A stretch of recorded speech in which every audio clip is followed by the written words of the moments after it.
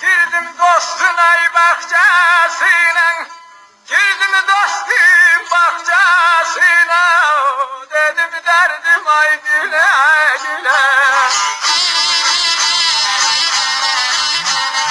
Ben sana gelen aşıkım, ben sana gelen aşıkım.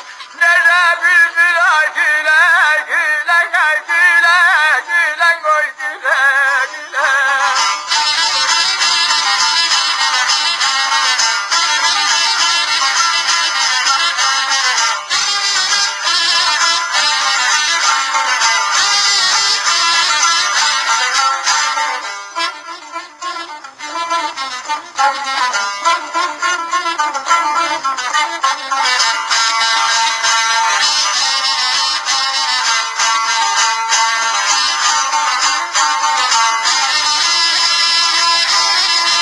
Aşı bağbana satma gülüm, aşı bağbana satma gülüm, haramdın akçası pul.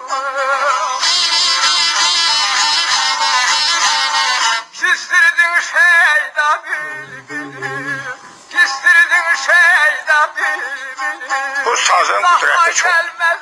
Siz bilirsiniz ki aşık meclise girende